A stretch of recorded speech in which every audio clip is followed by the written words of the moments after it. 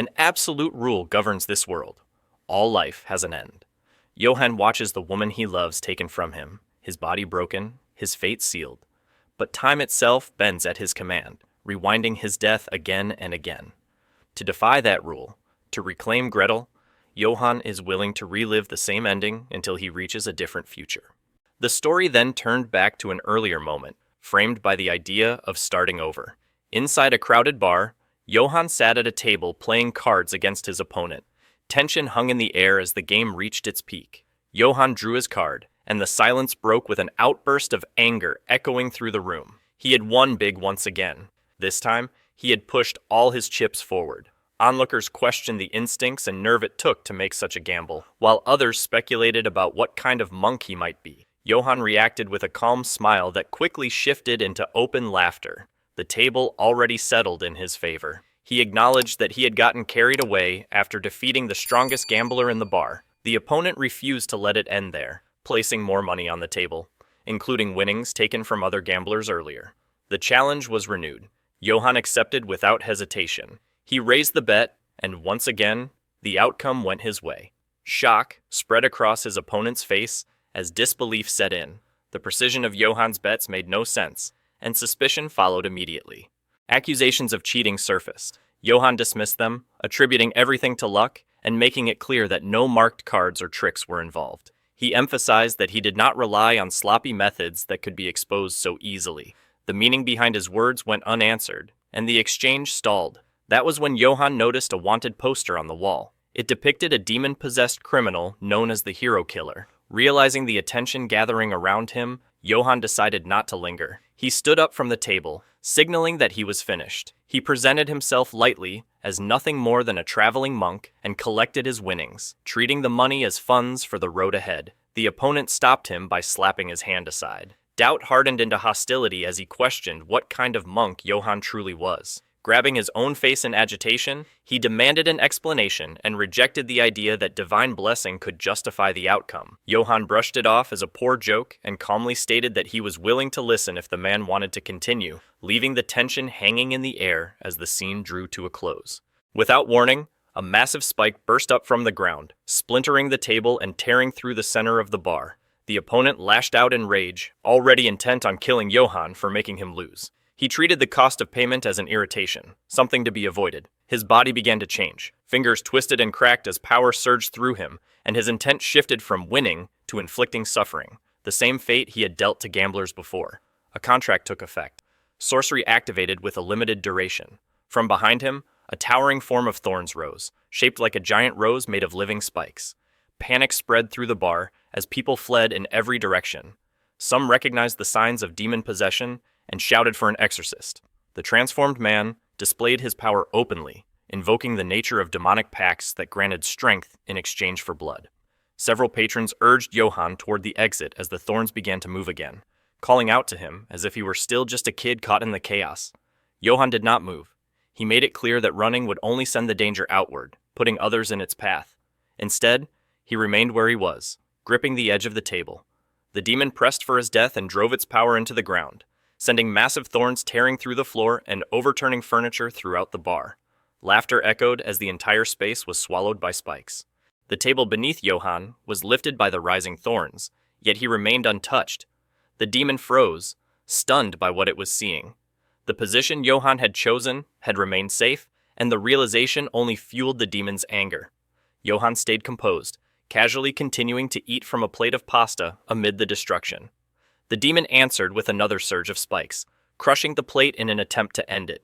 Johann avoided the attack once more, unfazed, allowing the demon to continue, as if waiting for a blow that would finally land. The demon's frustration grew. It could not understand how Johann kept avoiding every strike, even when attacks came from angles meant to catch him unaware. The movements went beyond simple reflex. Driven into fury, the demon unleashed another volley of thorns. One struck Johann from behind. For a moment, it appeared the attack had finally connected. Then something felt wrong. Johann drew his gun, turned calmly, and fired. The shot struck the demon directly, cutting through its momentum and forcing a cry from its body. The exchange carried the weight of repetition, as though Johann had faced this same battle countless times before. Outside, a guard peered through a shattered window, and took in the scene. The order was given to call the captain. There was no longer any doubt left about who stood inside the ruined bar. It is the hero killer. Far from the ruined bar, Johann was already in the Holy and Claudia teaching nation, within the second diocese, when an announcement echoed across the streets from the holy capital. It warned the citizens that the world had entered an unprecedented crisis. The crowd gathered to listen, voices overlapping in confusion and curiosity.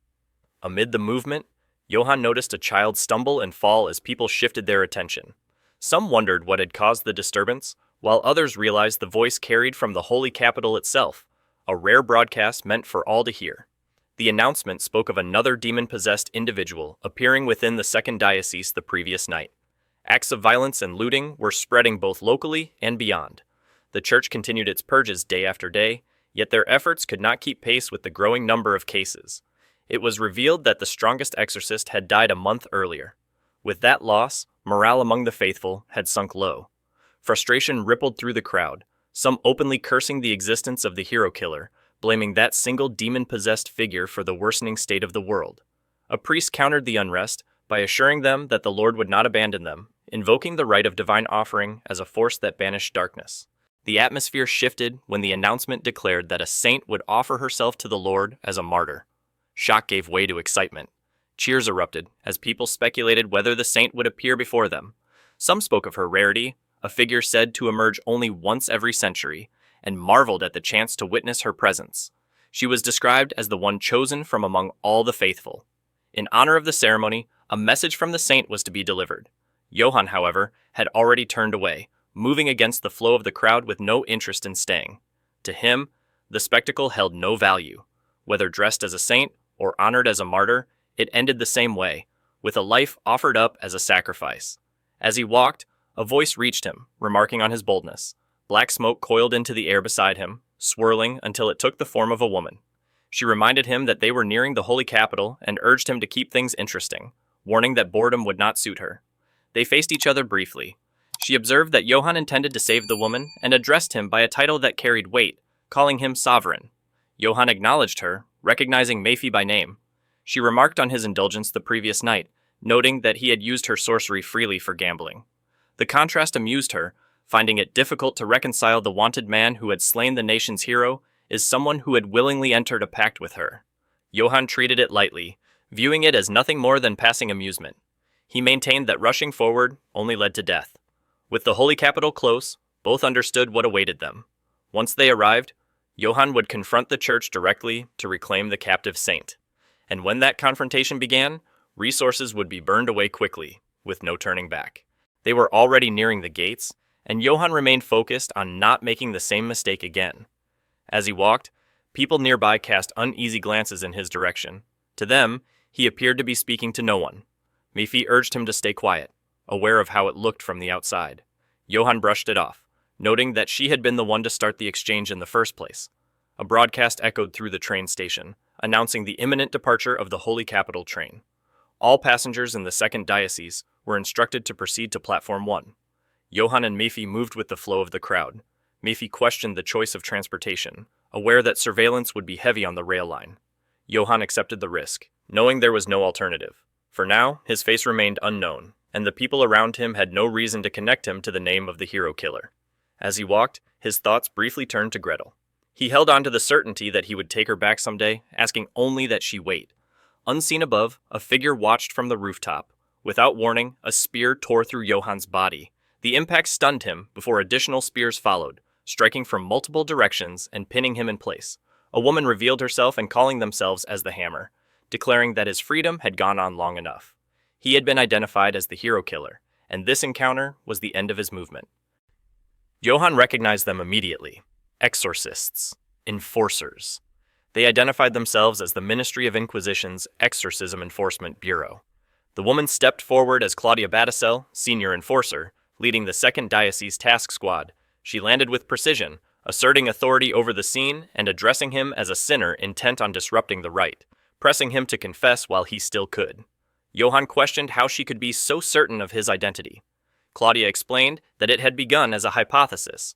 A report from the previous night detailed a demon-possessed incident within the diocese. When her men arrived, The demon responsible had already been killed by another demon-possessed individual. It was not an isolated case.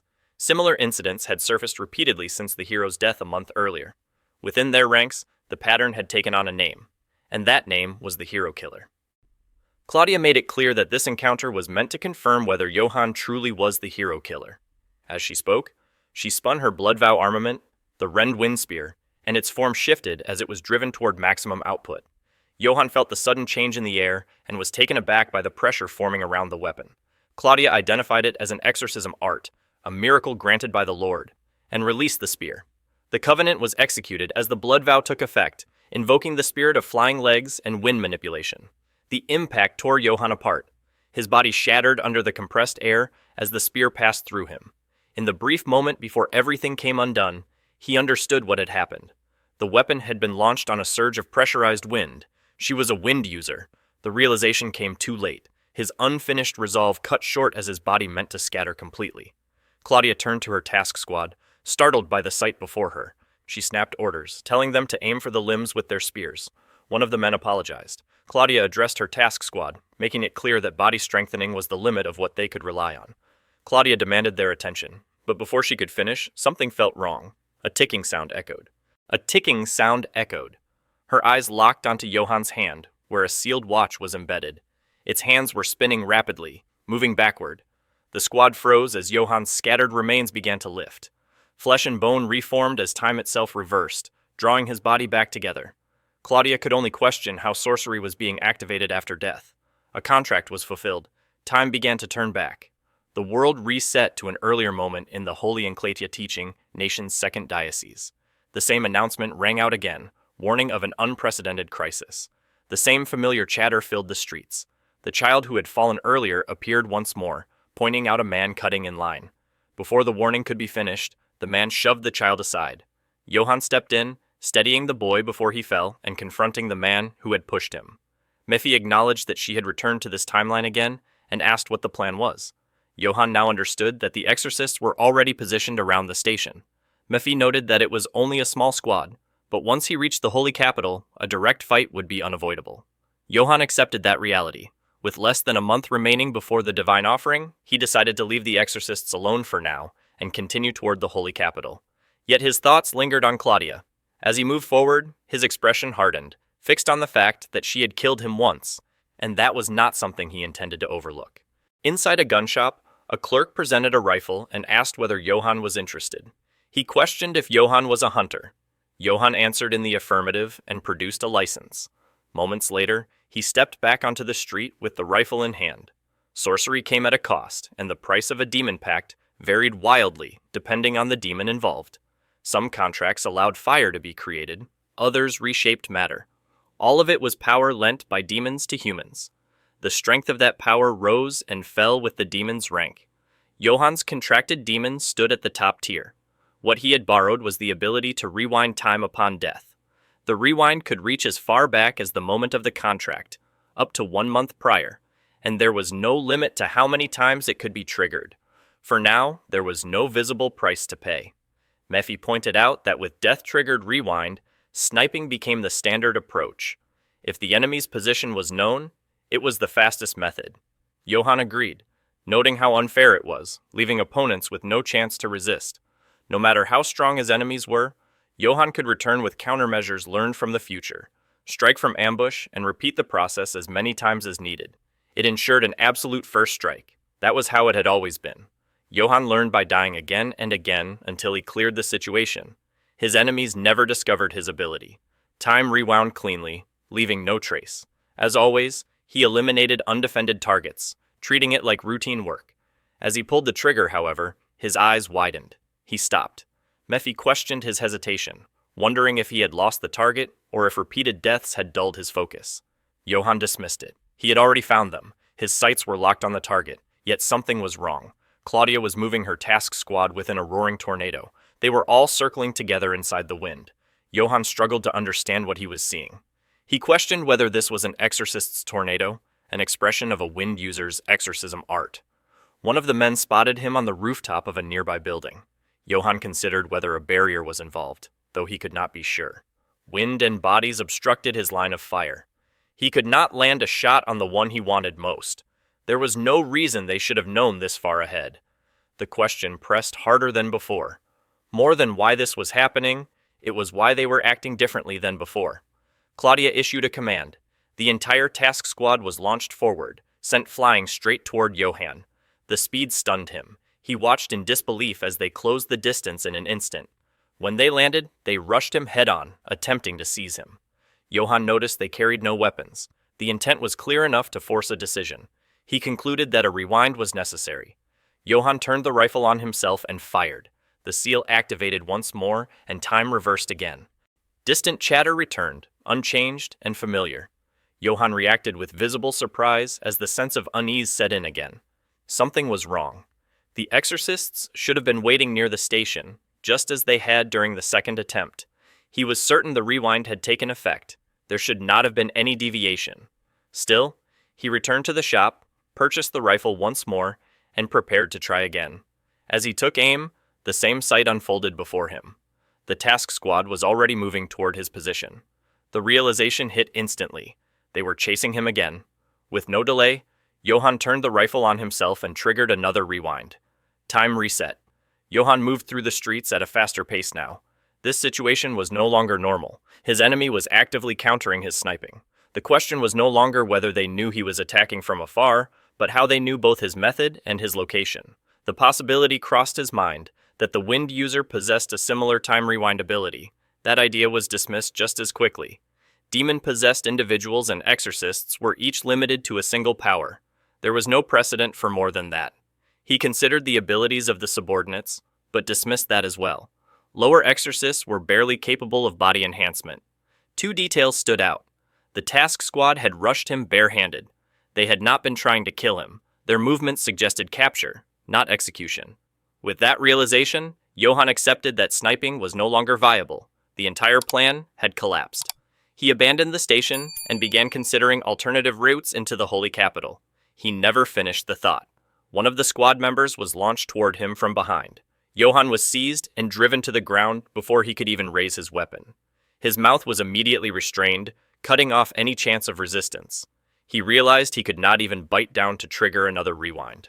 Ahead of him, the full task squad came into view. Claudia stood with them, all of them suspended in the air by the tornado generated from her weapon. Johann saw the reaction on Claudia's face as she observed him closely. Her attention lingered, as if measuring his response. She made reference to another version of herself, implying prior encounters. The realization struck him again. This situation had already happened. The question was no longer how they were attacking him, but how they had found him every single time. Claudia made it clear that Johann had been under surveillance. For days, his movement toward the station had been tracked. Every irregular action had been relayed immediately. They had the means to communicate and coordinate in real time. Understanding settled in. All this time, his advantage had been closing. Mephi's presence surfaced quietly, reaching him without sound. It was not over yet. Johann had likely already sensed it himself. Their sorcery had been deciphered. The realization left Johann frozen in disbelief as the moment held. Mephi continued, noting that while there was no direct proof, everything aligned. Claudia's manner of speaking, her fixation on capturing Johann alive, and the gag placed to prevent him from biting his tongue, all pointed to a single conclusion. If Johann could undo death itself, then they would never allow him to die. It raised the question of whether his first death at their hands had been an accident or a deliberate test. Johann rejected the idea outright. He pressed Mephi on when and how they had uncovered his ability. Mephi dismissed the question, knowing the answer would never be given plainly. For people like Claudia, it would simply be justified as divine guidance, labeled as God's work. Claudia made it clear that escape was no longer an option. Johann's situation was sealed. She treated him as nothing more than the hero killer, stripped of any other meaning. The plan was laid out without hesitation. Johann would be kept alive indefinitely, confined to a camp where escape was impossible. He would be denied death until his demon pact eventually collapsed. Until then, they would subject him to relentless torment, repaying him for the death of their hero in the most drawn-out way imaginable. One of the task squad members took hold of Johann and began dragging him away. His mouth remained bound, his hands restrained. As he was moved, a familiar presence surfaced in his mind. The image of Gretel appeared, accompanied by a remembered promise of someday reaching a different outcome. Johann responded to that resolve with action. He drove the back of his head into his captor's face, breaking free. In a single motion, he rushed for his bag, intent on forcing a different conclusion. Claudia and the task squad froze as Johann reached it. The moment he made contact, the bag detonated. Understanding struck Claudia instantly. Johann had anticipated this outcome. He had prepared for it. A suicide device, triggered without hesitation. As the explosion consumed him, time began to collapse once more.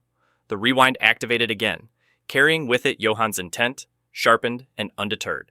As his form vanished into the reset, his resolve remained fixed. He would reach the Holy Capital, and when the time came, he would cut down the exorcists standing in his way. Heads up, not a filler scene. If you're enjoying this manga, subscribe to my channel before the plot thickens. A year earlier, when Johann had been confined to a monastery for reasons left unspoken, there was someone there he could not stand. A girl had called out to him by name, stopping him as she noticed the wounds covering his body. She asked what had happened and whether he had fought again, offering to examine the injuries and change the dressings herself. She carried herself with the air of an angel and behaved like a saint, extending care even to someone who did not belong within those walls. As she tended to his wounds, Johann abruptly rejected her presence. He made it clear that he did not want her touching him and dismissed her as just another pampered girl. He wanted her gone, finding her concern clinging and unpleasant, accusing her of pretending to care when she had no claim over him. That memory lingered alongside another. Gretel's name resurfaced, bound to the moment she had been chosen as a sacrifice to God. The scene shifted back to the present as Mayfi's presence returned. She acknowledged the suicide Johann had carried out, noting the precision of it and admitting she had not realized he was carrying a time bomb. She warned him not to be captured again, stressing that there would be no next chance if it happened. Johann accepted that truth without resistance. They stood together in the space between lives, surrounded by turning cogs and scattered images suspended in the void. Mayfi asked where Johann intended to rewind. She pointed out the problem clearly. To save the saint, Johann would have to pass through the station blockade again, and the watch would detect him. The enemy now understood his ability to rewind time after death. Their objective had shifted entirely toward capturing him alive. If that happened, there would be no more resets. It would end everything. Johann considered the situation carefully. If the wind user were removed, a path might open. The subordinates were expendable, and the watchbearers were non-combatants from other bureaus. His available equipment was limited to 2 pistols and 2 time bombs. With only that, the situation felt impossible. He acknowledged the core problem. Claudia's wind vortex, reinforced by the bodies caught within it, was impenetrable. The rotating wall scattered most projectiles. Striking that mass directly would be fatal. A frontal assault would fail. Sniping from above was no better. The wind spiral rose higher than the surrounding buildings, leaving no safe angle of attack. He considered approaching from below. If he had access to mines, striking from beneath the wind vortex might disrupt it. Even if it failed to kill the wind user, it could be enough to create an opening. Planting time bombs underground came next, but the paved roads made that unworkable. Pitfalls would achieve nothing. Attacking from a manhole was dismissed just as quickly, knowing he could not force her directly overhead. An ambush crossed his mind. A sudden strike might drop her before she could react. That possibility collapsed under the same constraints as before. Her subordinates would block any approach, and the watch would flag him before he could act, just as it had previously. Improvised weapons were no solution either. Their impact would be limited, even against lower-ranked exorcists, and the wind would scatter the effects into surrounding civilians. Hostages were useless against fanatics willing to trade lives to purge a heretic. Attacking them in their sleep or through poison was also impossible, as the watch would detect any irregular movement. There was no frontal assault, no ambush, no stealthy approach. That left the question of what came next. Rewinding far enough to escape the watch entirely remained the last option, but Johann had no way of knowing how far back would be safe. Repeating every step again and again was a heavy cost. What stood before him was predictive surveillance and a fortified barrier. He needed a plan that could slip past both, deceive every observer, and eliminate the wind user at the center. The image lingered in his mind. The towering tornado filled with the task squad. His bag, packed with ammunition. He acknowledged that it would never be as simple as it sounded. At the same time, Mayfi noticed him chuckling, sensing that Johann seemed to have a plan. 12 hours earlier, above the second diocese station, Claudia and her task squad watched from the rooftops as the suspected hero killer approached the area. Claudia observed with measured interest, questioning whether Johann truly possessed the ability to rewind time. One of the soldiers voiced concern about attempting to capture someone like him. Claudia remained confident. Their countermeasures were complete. Her exorcism, the coordination of her soldiers, the organization-wide surveillance, and the encirclement formed a flawless net. In her view, Johann was already cornered. Unable to rewind, unable to overcome the organization alone, the outcome was decided. At the same time, inside a bar, cheers rose as Johann played cards among gamblers. Elsewhere, Claudia continued her assessment. Even if the hero killer had already died once and returned, any plan he devised would still fail. Rewind multiplied a single possibility endlessly. It was powerful, but limited. If those possibilities were crushed at their origin, Johann would be left with no path to victory. Claudia stated that they had modeled 378 possible outcomes and examined every one of them. As she spoke, Johann was observed by surveyors distributing some of his gambling winnings to demon-possessed individuals he had defeated earlier. In every projected pattern, the result was the same. Victory belonged to the church. In her assessment, the contest had already ended for the hero killer. A call came through on the radio. Observation Team N reported that the hero killer was on the move. Claudia immediately questioned whether Johann had noticed the watch. The response came back negative. Johann began causing disorder in the streets, moving aggressively and drawing attention. He was no longer alone. The demon-possessed figures he had previously beaten at the gambling table were now with him, brought back through the rewind. They openly declared themselves demon-possessed, shouting threats meant to scatter civilians. Panic spread as people fled, some yelling for exorcists to be summoned. Johann's allies continued shouting as they advanced. Amid the chaos, they confirmed the terms between them. Johann's role was complete. The rest would proceed as agreed. He reminded them not to flee prematurely. The response came easily. The payment had already been decided. The future sight Johann had demonstrated never failed, and fighting monsters came at a price that demanded proper compensation. The moment broke when a soldier was hurled into view. The wind gathered again, unmistakable. Claudia revealed herself once more, asserting control over the situation. She marked this as the final boundary Johann would be allowed to cross. Johann identified her to his allies as the senior exorcist and confirmed that the plan was now in motion. He instructed them to hold to it. Claudia launched the assault. Orders were given, and the units moved in, instructed to capture the hero killer alive. Soldiers surged forward in formation. Johann did not react. Mephi recognized the pattern immediately. It was the same approach as before, only now reinforced with weapons. Johann acknowledged it. Claudia was forming a wind barrier and launching enhanced troops through it. As the soldiers closed in, shouts rang out to clear the obstacles in their path, urging Johann to stop standing still. Johann calmly took a single round of ammunition and tossed it upward into the air. One of the soldiers noticed the motion, stunned that Johann had thrown ammunition instead of firing. Johann drew them in, closing the distance as he released both pistols into his hands. The sight alone stalled the advance for a fraction of a second. That hesitation was enough. He fired first. The opening shots landed cleanly, and he continued without pause. Soldiers fell one after another as rounds struck their marks. When the magazine emptied, he tossed another round of ammunition upward, creating a brief gap as the remaining soldiers surged forward during the reload. The pistols were ready again almost instantly. Johann resumed firing and cut down the rest of the advancing unit. From a distance, Claudia watched in disbelief. His movement followed the battlefield as if it were already written. The precision was absolute. Every shot struck true. Headshots only. That level of execution could not be achieved by repeating a fight 10 or 20 times. It demanded far more. The count stood at 139 rewinds. With the immediate threats gone, Johann registered the outcome. The field was barely cleared, and only 6 rounds remained. He prepared to reload again. Before he could, the remaining ammunition was pulled from his reach, swallowed into the expanding wind. Claudia showed no concern for collateral damage. The vortex widened, consuming the area as she pushed the barrier outward and advanced.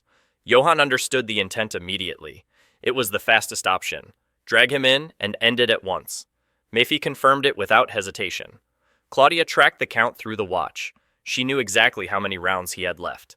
As the pressure closed in, something ruptured the ground beneath her. A massive thorn burst upward, driving straight into the heart of the tornado. Claudia blocked it within the storm, stopping the strike before it could reach her. The interruption did nothing to slow her advance. The demon-possessed ally, concealed nearby, froze in shock. The attack he had prepared had already been neutralized. Claudia dismissed the attempt outright. Tricks from minor pawns could not reach her, and attacks from the ground held no meaning against her position. The demon-possessed fighter broke away and fled. Claudia logged the technique without pause. Every local demon-possessed individual had already been profiled. Nothing here fell outside her expectations. The demon-possessed ally clutched his thorns, his movements tightening. Johann made it clear that there were no options left for him.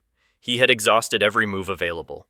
Uncertainty spread across the demon-possessed fighter as he looked to Johann. The ambush had failed. There was no visible path left to bring her down. What Johann intended to do next bordered on the impossible. Even so, Johann did not waver. They moved into position together, gripping the thorns they had prepared. Johann synchronized the timing, confirming the aim exactly as planned. Inside his bag, a concealed pin was activated. He held the moment, eyes fixed on the rotating wall of wind. Time stretched. Within the tornado, Claudia remained confident, certain the situation was already decided. Then Johann identified the opening he had been waiting for. The signal was given. The demon-possessed ally expended the remainder of his sorcery in a single release. The ground split again as numerous thorns erupted upward. Shock rippled through the soldiers. Claudia remained untouched inside the vortex. Johann was not. A thorn pierced him, and blood followed. The thorns had formed within the tornado itself. Claudia remained composed, dismissing the attack as ineffective. The strike had clearly been intended for her. What she had not anticipated was that the demon-possessed would strike Johann instead. Silence followed.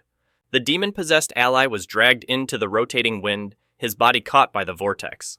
Claudia allowed herself a moment of release, judging that he was finished and that Johann no longer had any instant means to kill her. Even then, another conclusion followed just as quickly. If things continued this way, Johann would simply rewind again. Before that could happen, the demon-possessed was pulled close enough by the whirl. Claudia struck him directly, driving him back with force.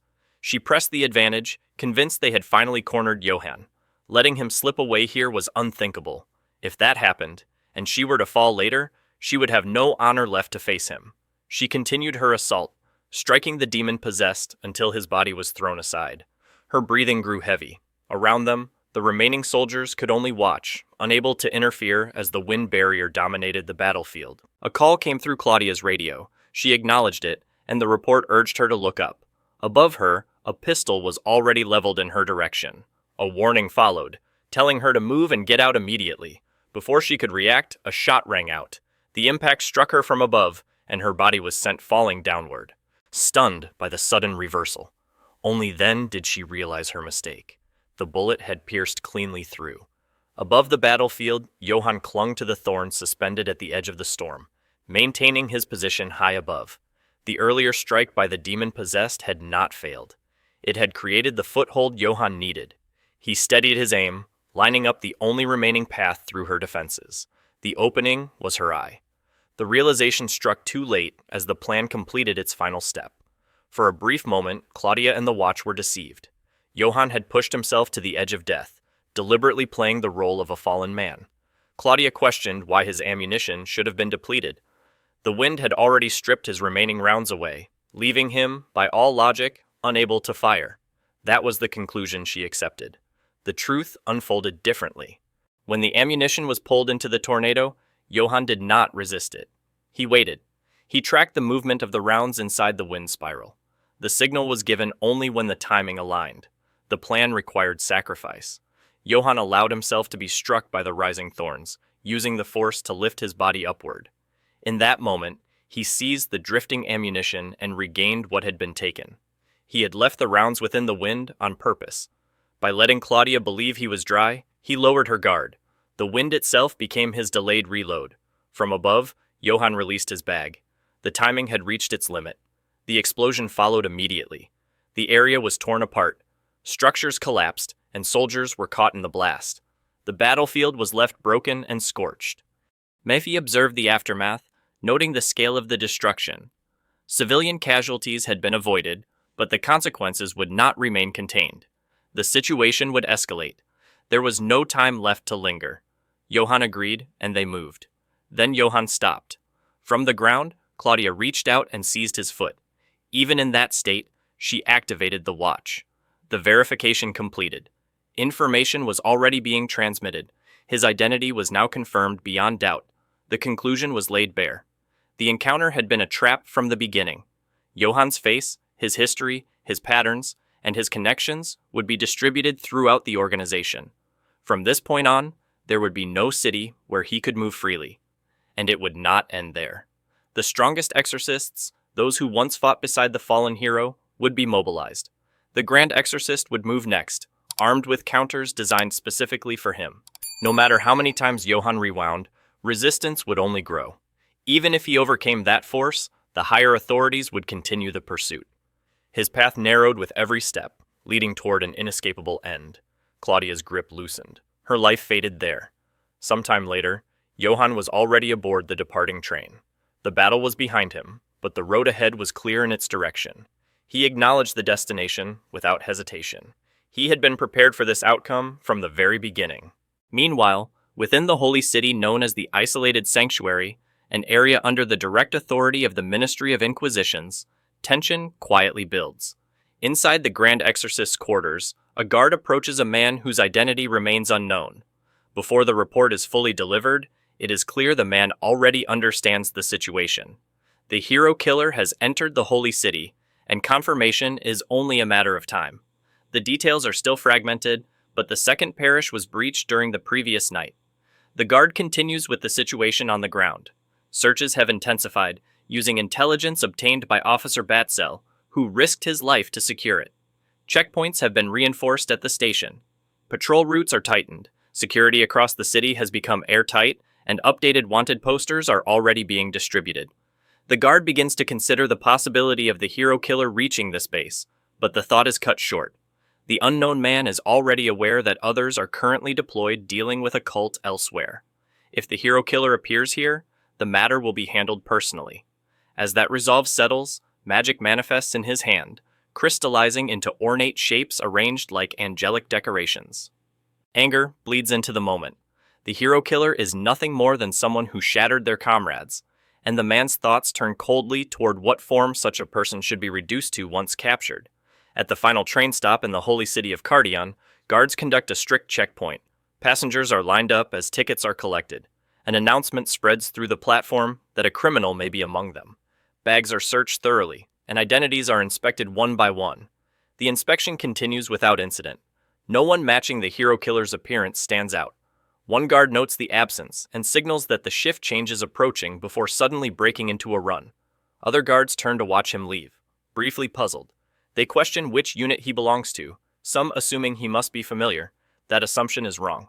Johann had taken a uniform the previous night from one of the enforcers he defeated. Realization strikes too late. Guards give chase as they recognize that the man fleeing is not one of their own. Among them, the possibility takes shape that the figure escaping through the checkpoint may be the hero killer they have been hunting. Johann reaches into his bag and steadies himself, forcing his movements to remain ordinary. The goal is to blend in, to pass unnoticed. In one smooth motion, his appearance shifts. His form takes on the look of an elderly man, posture softened and presence dulled among the crowd.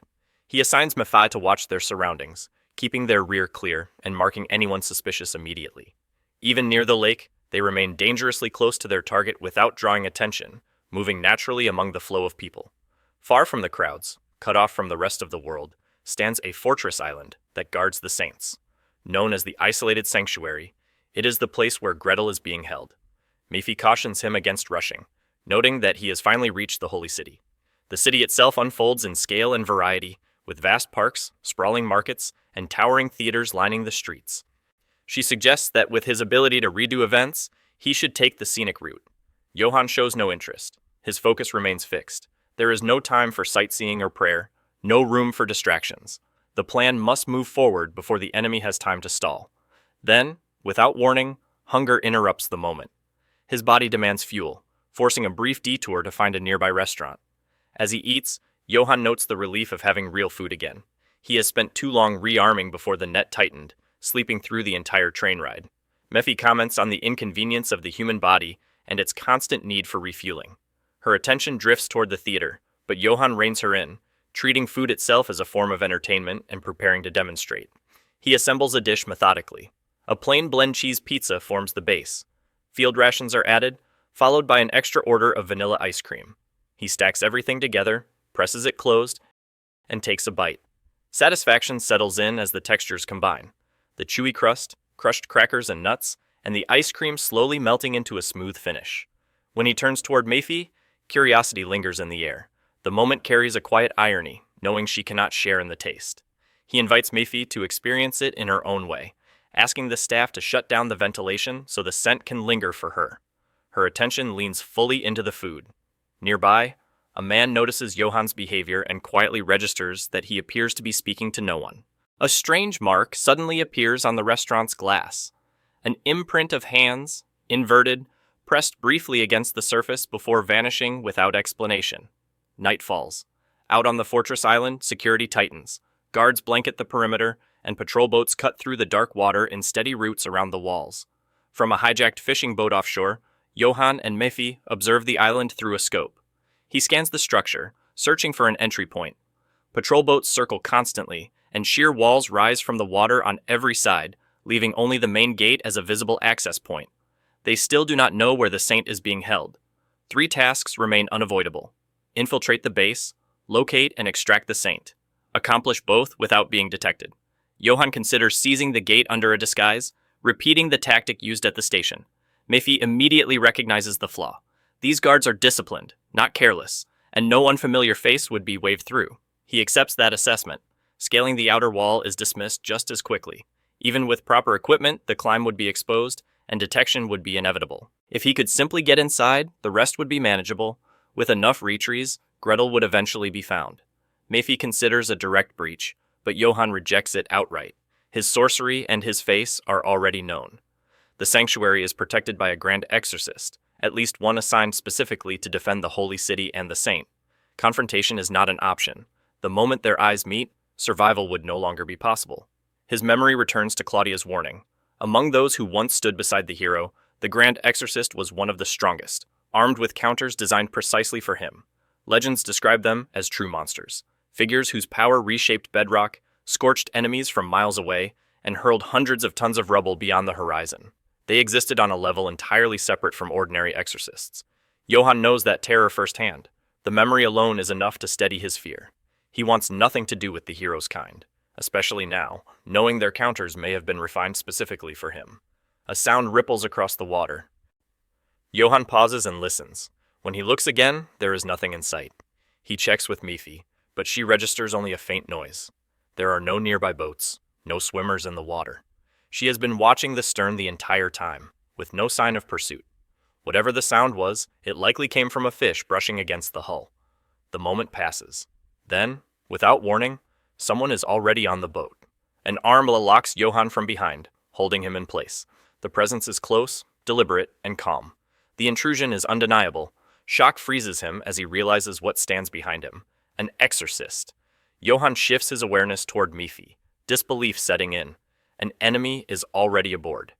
Mayfi felt a trace of regret, but it was quickly overtaken by quiet amazement at the unfamiliar form of exorcism unfolding before her. Johan prepared to end his own life and trigger another reset. As he was about to bite down, something sticky suddenly sealed his mouth. The substance clung tightly, stopping him mid-action. Johan registered the sensation with confusion, realizing it had come from the weapon wielded by the man in front of him. The man revealed himself as a senior exorcist, presenting himself not as an executioner, but as an enforcer. He and his companions had come specifically to escort Johan. Only then did Johan fully grasp the situation. Patrol boats surrounded him from all sides. Every escape route was blocked. There was no opportunity left to self-terminate, and no path remaining to flee. The outcome was already decided. Johan was completely cornered. The senior exorcist explained that the substance sealing Johan's mouth was a special resin mixture, adhesive and resilient enough to immobilize a human the way sap traps an insect. The senior exorcist taunted him with the idea of full restraint and transfer to solitary confinement. Behind Johan, another man raised his firearm. In a sudden movement, Johan tore free from the grip holding him, seized the gun, and fired straight into the sky. The senior exorcist observed the outburst without alarm, noting Johan's resistance while making it clear the situation remained unchanged. From that position, especially with a long weapon, Johan had no angle to strike anyone. Johan glared at him and lashed out, kicking the boat's oar. The senior exorcist dismissed the act, questioning whether Johan believed such a move could lead to escape. With a blade already in hand, he cut across Johann's leg, shallow but deliberate, signaling an end to the struggle. He identified their force as the hammer. The senior exorcist then stated that Johann's objective had been obvious all along. His actions made it clear he was pursuing the saint. That outcome, however, would never be allowed. Johann had already caused her death, along with that of an enforcer battle cell. Johann responded with an indistinct murmur, his words unclear. The senior exorcist hesitated, unsure of what had been said, and briefly questioned it. He took Johann's state as surrender at last, concluding that this moment would mark Johann's final breath of free air. The senior exorcist continued listening as Johann murmured what he treated as his final words. The fragmented speech traced a history of repeated battles and repeated deaths. It referenced clashes with the strongest hero, theft taken from the demon-possessed, and constant flight from exorcists who could not tolerate him. It framed his actions as preparation, shaped by countless trials of dying under every possible condition. The conclusion was quiet and deliberate, centered on a single realization about time rewind and the necessity of long-range precision. Before the meaning could fully settle, Johann was struck by a gunshot to the head. The senior exorcist and the surrounding enforcers froze. Shock spread through the patrol as they tried to understand what had just occurred. No one had fired. No ally was positioned nearby. They searched for the source, instinctively looking upward, because the trajectory could only have come from above. There was nothing in the sky. No platform, no balloon, no structure that could support an attacker.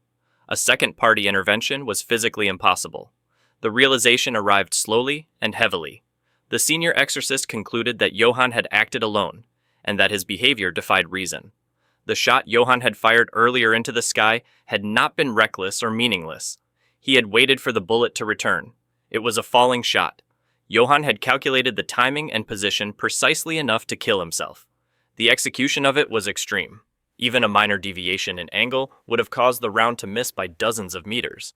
Even a near vertical shot would not naturally fall straight back to its point of origin. Yet Johann had accounted for all of it. The bullet should have been thrown off by wind and drift, its impact point pushed far from its origin. Johann had accounted for that as well. In 2 heartbeats, he read the airflow, calculated the return path, then adjusted both his position and the boat itself. With that understanding, every action he had taken moments earlier fell into place. The watch seals activated once more, rewinding time to 90 seconds before the exorcist closed in. Mephi called out to Johann, pointing out that he already knew their ability. Johann acknowledged it without hesitation. The exorcism art of transparency activated. The masked operative erased himself and his men from sight, moving in close under concealment. As Johann kept his attention forward, unaware of how long they had been tailing him, he identified a flaw. Even without sight, he heard the faint clatter of boarding. From behind, he calmly raised his rifle and fired, knocking one man clean off the boat. Their presence could be hidden, but the sound of movement could not. Another man clung to the side of the vessel, calling out as control slipped. The surrounding boats surged toward Johann's position. With their approach exposed, stealth collapsed. The wounded operative recognized the shift immediately, noting that Johann had already entered the next loop and that their strategy was unraveling. The remaining men attacked all at once. Johann's boat detonated under the assault. He leapt to a neighboring vessel mid-blast, continuing his advance. Their movements were rushed and imprecise. Losing invisibility had driven them into panic. Johann judged the situation and concluded that this time, survival was possible. Mephi observed that Johann possessed a second talent. The ability to calculate and execute his own death instantly was not instinct, but a skill refined through endless repetition, earned through fighting and dying again and again. As Johann vaulted between boats, he continued firing, eliminating the remaining attackers with controlled efficiency. That second talent, applied in real time, manifested as combat sense far beyond a single lifetime. The chameleon operative Johann had shot earlier was still alive. Johann leveled his rifle once more, closing the encounter. The outcome was already decided. Johann acknowledged the man's ability, recognizing its value, and prepared to make use of it himself. Meanwhile, in the guard tower, a man stationed in the northeast sector reported over the radio that the area remained clear. Moments later, a faint clatter reached his ears. He questioned the other guard beside him, who dismissed it as nothing more than a bird. The second man raised his binoculars, then froze in quiet astonishment. On the terrace stood Saint Gretel, the lovely martyr, gazing outward in silence. A priest approached her and offered his apologies for the ceremonies that had been repeatedly cancelled. The disruptions had become unavoidable. He was already aware that the hero killer was advancing toward the Holy Quarter, and the possibility that she was the intended target could not be ignored. Gretel chose to withdraw from public view, deciding to remain in her room until the situation was resolved. The priest agreed and explained that the safest location within the sanctum was her chamber, positioned at the very top of the castle at the island's center. It was effectively a dungeon, inaccessible without breaching multiple layers of security. Under the current circumstances, she had also been assigned a special attendant, a detail whose meaning would soon become clear. With that, the priest took his leave to attend to his duties. Left alone, Gretel released a slow breath and loosened her garments, easing the tension from her body now that privacy had returned. She settled into her bed, the quiet of the chamber closing in around her.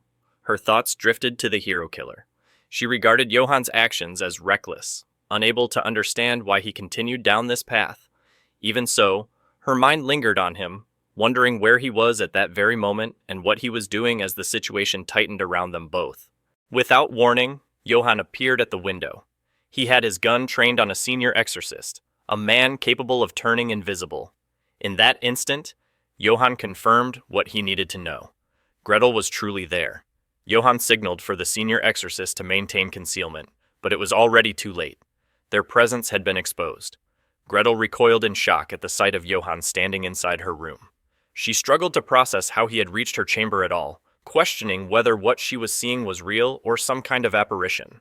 Johann reacted awkwardly, his composure briefly faltering. The moment carried the weight of long separation. He expressed relief that she was unharmed, then quickly turned his attention to her state, urging her to cover herself. The response was immediate. Gretel struck him with a sharp uppercut, a blow delivered without restraint. Her anger surfaced at once. She demanded to know why Johann had come to such a dangerous place after everything she had warned him about in the past. She reminded him that she had told him to forget her. The rumors followed close behind her accusation. She had heard of the hero killer, a demon-possessed figure said to be hunting the saint. She pressed him for the truth, asking whether it was him and whether he had formed some kind of pact after she had been taken. The conclusion she reached was blunt and unforgiving. Gretel raised her voice, demanding that Johann never do anything for her sake again. Johann fell silent. After a brief pause, he questioned whether she was misunderstanding his intentions. Without warning, Johann moved. He grabbed Gretel and lifted her into his arms, acting quickly. He framed his actions plainly, stating that his purpose was money, kidnapping the saint and collecting a ransom. He made it clear that he had never fought to save her. The words struck hard, leaving Gretel stunned and unable to respond. Johann turned toward the senior exorcist and ordered him to activate his exorcism art, extending the invisibility to Gretel as well. The senior exorcist complied immediately, without hesitation. Gretel reacted sharply, accusing Johann of not having changed at all. She questioned whether everything he had done was motivated by money from the beginning. Johann answered with blunt logic, stating that there would be no other reason to challenge the church. He treated the situation lightly, explaining that once things became dangerous, he would retreat first and use her as bait if necessary. Gretel's expression hardened, anger unmistakable. Johann laid out the plan in full. The retrieval of the troublesome girl would soon be over. They would leave the capital quietly, head for the sea, and escape beyond the church's reach. Gretel would remain safe. They would settle in a distant land, somewhere isolated, where no pursuit could reach them.